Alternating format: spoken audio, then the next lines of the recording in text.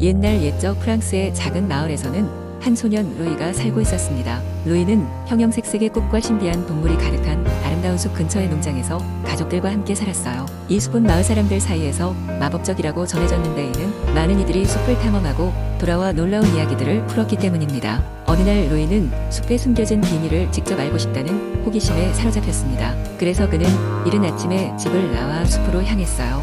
숲에 들어서자 햇살이 나뭇잎 사이로 비치고 새들의 지저귀이 길을 간지린데 루이는 마음이 설레었습니다. 그가 깊이 들어갈수록 숲은 점점 더 신비롭게 변했습니다. 빛나는 노란 나비들이 그의 주변을 날고 다양한 색깔의 버섯들이 발 아래 펼쳐졌습니다. 그때 루이는 멀리서 은빛으로 반짝이는 연못을 발견했습니다.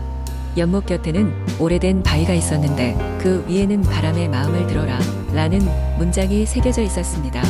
루이는 그 문장의 의미를 알아내고 싶어 귀를 기울였습니다. 그 순간 부드러운 바람이 그의 얼굴을 스치며 속삭였어요. 용기가 있는 자만이 진정한 보물을 얻을 수 있단다.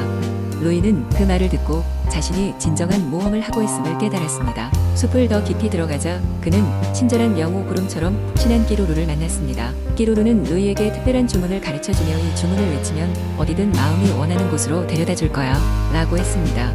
루이는 끼루루에게 감사하며 그들과 작별을 고하고 숲을 탐험하다가 무시무시한 울음소리를 들었어요.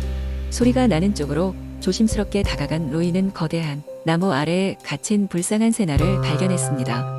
새나는 숲의 수호자였지만 나쁜 요정에게 속아 나무에 묶여있던 것이었습니다. 루이는 끼루루가 가르쳐준 주문을 외쳤고 그의 용기 덕분에 새나는 풀려날 수 있었습니다. 자유로워진 새나는 감사의 표시로 루이에게 마법의 부적을 선물하였습니다.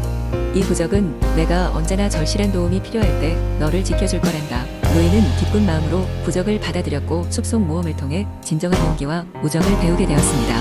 루이가 마을로 돌아와 이 이야기를 전하자 마을 사람들은 모두가 기뻐하며 새로운 전설과 함께 루이의 용기를 칭찬했습니다. 그리고 숲속에서 맺은 친구들과의 인연은 마을의 새로운 전통으로 자리 잡았습니다.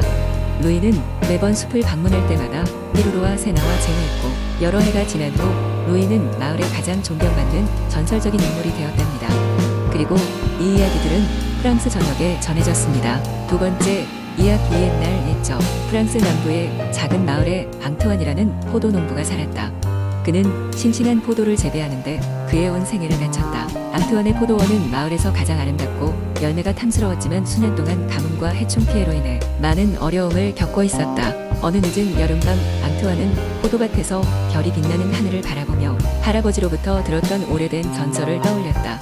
그것은 포도원의 중앙에 위치한 오래된 숲속에 머물고 있다는 별빛 요정에 관한 이야기였다. 요정은 순수한 마음을 가진 농부의 소원을 들어준다고 한다. 그의 고단한 손은 이미 수많은 농기구의 흔적으로 가득했지만 그는 별빛 요정을 만나기를 간절히 원했다. 다음 날 앙투안은 목숨을 걸고 숲속으로 깊숙이 들어갔다. 숲은 낮에도 신비로울 만큼 고요하고 경이로웠다. 몇 시간을 헤매다 지친 그때 작은 빛이 멀리서 깜박이며 나타났다. 그것은 분명히 별빛 요정의 빛이었다. 앙투안은 그 빛을 따라가 마침내 아름답고 신비로운 요정을 만나게 되었다. 요정은 앙투안의 이야기를 듣고 그의 진정성을 느꼈다. 진정으로 내가 무엇을 원하는지 말해보라. 요정은 부드러운 목소리로 속삭였다. 앙투안은 포도원이 다시 번성하여 마을 사람들과 행복을 공유하고 싶다고 말했다. 요정은 미소 지으며 허락했고 그의 포도밭에 황금빛 별가루를 뿌려주었다. 신비롭게도 몇 주 후 앙투안의 포도원은 다시 한번 부흥하게 되었다. 포도는 그 어느 때보다도 크고 달콤했다. 마을 사람들은 그해 수확 축제를 열며 큰 행복과 감사의 마음을 나누었다. 앙투안은 요정과의 만남을 누구에게도 이야기하지 않았지만 마음속 깊은 곳에는 언제나 그 기억을 간직하고 있었다. 세월이 흐르고 앙투안은 마을에서 존경받는 장로가 되어 날마다 그의 포도원에서 수많은 방문객들에게 이 전설을 이야기해주곤 했다. 그리고 사람들은 별빛 가득했던 마법의 여름밤을 영원히 기억하게 되었다. 그의 포도원은 별빛의 가루 덕분에 영원히 비옥하고 아름다웠고 사람들은 그곳에서 언제나 희망과 꿈을 찾았다. 그리하여 이 이야기는 대대로 전해져 내려오며 지금도 그 포도원의 별빛 전설은 사람들의 마음을 따스하게 밝히고 있다. 세 번째 이야기 옛날 옛적 프랑스의 작은 마을에 아델린이라는 소녀가 살고 있었습니다. 그녀는 늙은 조부모와 함께 살았고 생계는 조부모가 가꾸는 작은 농장에서 나오는 것들로 유지되었습니다. 아델린은 늘 조부모를 돕느라 바빴지만 그녀의 마음속엔 언제나 모험에 대한 꿈이 가득 차 있었습니다. 소녀는 늘 평범한 삶을 살던 중 어느 날 아침 일찍 마을 장터에서 우연히 낯선 이방인을 만나게 됩니다. 이방인은 회색 로브를 입고 있으며 무엇인가 중대한 일을 가진 듯한 태도를 풍기고 있었습니다. 아델린과 이야기를 나누던 그 이방인은 그녀에게 마법의 플레르드리스에 대해 이야기하기 시작했습니다.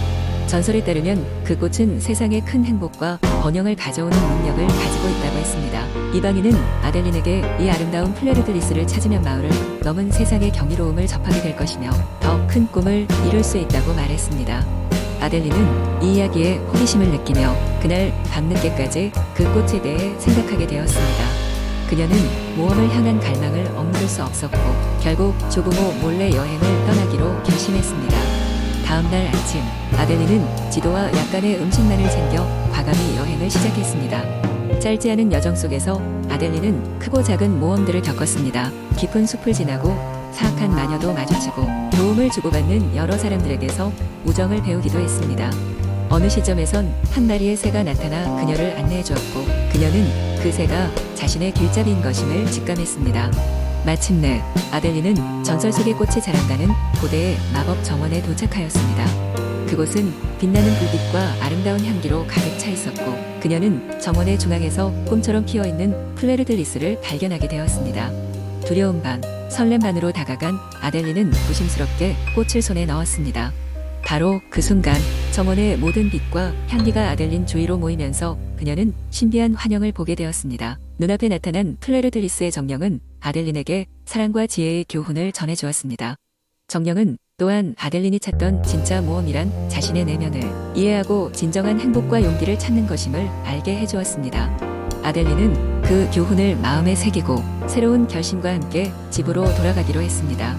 이제 그녀는 마법의 꽃만이 아니라 자신의 마음에도 큰 변화와 깨달음을 얻은 상태였습니다. 집으로 돌아온 그녀는 모든 경험을 조부모와 마을 사람들과 나누었고 그 이후에도 그녀는 많은 사람들에게 사랑받는 지혜로운 사람이 되었습니다. 아델린의 모험은 단순히 전설을 찾는 여정이 아니었습니다.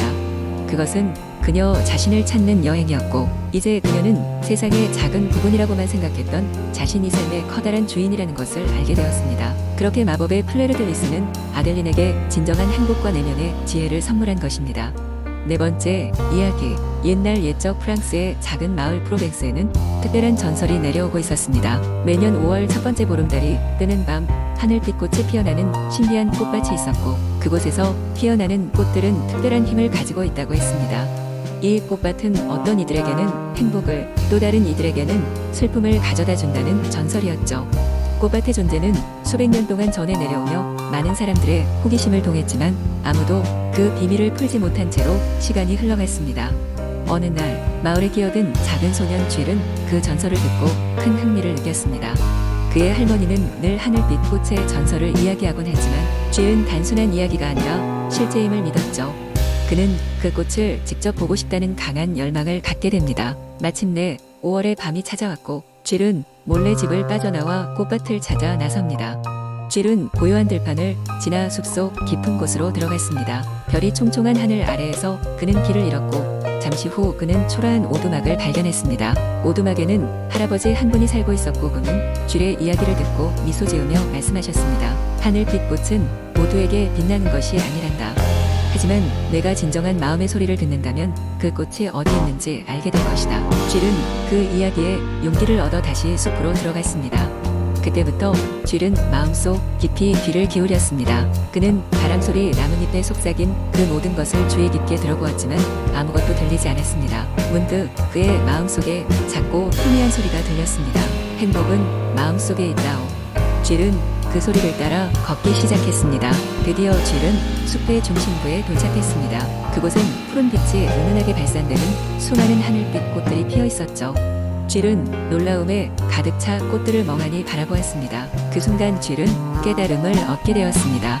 그 꽃들의 힘은 그저 외부로부터 주어지는 것이 아니라 자신의 마음이 어떻게 반응하느냐에 따라 달라진다는 것을 그는 순수한 마음의 상태일 때 비로소 그 빛을 바라볼 수 있는 것이었습니다. 쥘은 꽃밭에서의 경험을 잊지 않고 마을로 돌아갔습니다. 그 후로 그는 하늘빛 꽃밭의 이야기를 사람들에게 전하며 그들 역시 자신의 마음속에 있는 행복을 찾도록 도왔습니다. 그리하여 프로뱅스의 사람들은 점차 마음의 행복을 중시하게 되었고 그 마을은 점점 더 화목한 공동체가 되어 갔습니다. 쥘은 그의 삶 내내 하늘빛 꽃밭의 비밀을 간직하며 밤의 경험을 잊지 않았습니다. 마을 사람들도 전설을 통해 그 의미를 마음에 새기게 되었다고 합니다.